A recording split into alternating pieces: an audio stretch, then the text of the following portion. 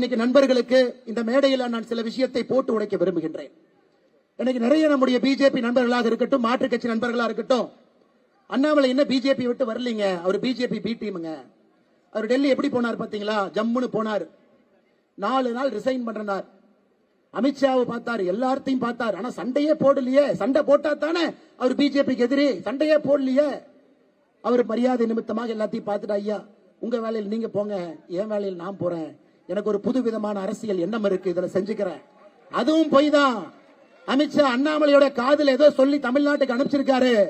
அது அண்ணாமலை பக்காவாக தமிழ்நாட்டில் வந்து செய்வதற்காக பிஜேபி பிளீன்டின். ஆமா, உண்மைதான். அமித்ஷா என் காதல் ஒரு விஷயத்தை சொன்னார். இத்தனை காலமாக சொல்லல, இந்த மேடையில் சொல்றேன். அமித்ஷா அவர்கள் என்னை டெல்லிக்கு வர சொன்னார், டெல்லியில பொறுப்பெடுக்க சொன்னார்.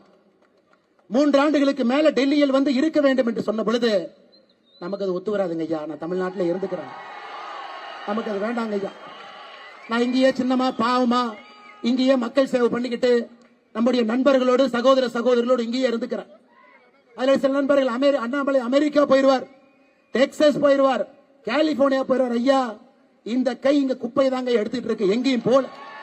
டெல்லியே போகாத இந்த அண்ணாமலை எங்க அமெரிக்காவுக்கு போக போறான்? சரி, நான் சொல்றேன், சில பிஜேபி காரங்களுக்கு நம்பிக்கை இல்லையா? 20ஆம் தேதி அமித்ஷா தமிழ்நாடு வர்றாரு. ஐயா அண்ணாமலைக்கு ஏதோ ஆஃபர் கொடுத்தீங்களாமா? அவர் வேண்டான்னு சொல்லிட்டு வந்தாராமா? என்ன ஆஃபர் கொடுப்பீங்கன்னு அமித்ஷாவை கேளு.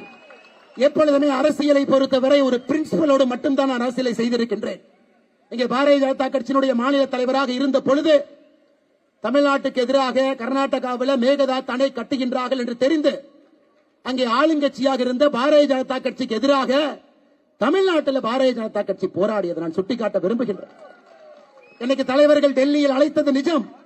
எதுக்கு தம்பி ஒரு பிஜேபி இருந்து இன்னொரு பிஜேபி மேல போராடுறீங்கன்னு கேட்டார். ஐயா அந்த பிஜேபி கர்நாடகாக்கு இருக்கட்டும், இந்த பிஜேபி தமிழ்நாட்டுக்கு இருக்கட்டும் ஐயா. மேகதாத்து கட்டுறாங்க, அதை எதிர்த்து மட்டும்தான் போராடினோம். ஒரு கட்சியில் இருந்த பொழுதும் சரி, கட்சியில் இல்லாத பொழுதும் சரி, எப்பொழுதும் தமிழினத்திற்காக மட்டும்தான் நாங்கள் நின்றிருக்கின்றோம், நிற்போம், மாற்றத்திற்காக உங்களோடு எப்பொழுதும் இருப்போம் என்று இந்த மேடையில் சொல்வது என்னுடைய கடமையா இருக்கு. நானும் பேச வேண்டாம்னு பாக்குறேங்க ஐயா, அதிகமா பேச வச்சிட வேண்டாம். 73 நாள் தான் ஆகுது, நிறைய விஷயங்கள் பேச வேண்டாம் என்று பார்க்கின்றேன். பொறுப்பாக நம்முடைய சமுதாய பணியை மட்டும் செய்வோம். இந்த வயசுல பேக்டோர்ல போய் பவர்ல உட்கார்ந்து அந்த பவர்னுடைய சுவையை அனுபவிப்பது மகா பாவம், மகா தவறு. நமக்கு இது வேண்டாம்.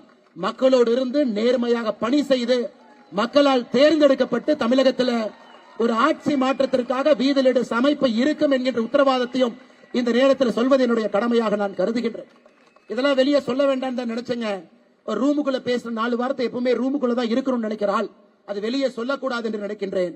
அதனால இப்பவாச்சு கொஞ்சமாச்சு உங்க வேலையை பார்த்துட்டு இந்த அட்ஜஸ்ட்மெண்ட் பாலிடிக்ஸ் எல்லாம் விட்டுட்டு மக்களுக்காக கீழே வந்து கொஞ்சமாச்சு பணி செய்யுங்க எதிர்க்கட்சி நண்பர்களே.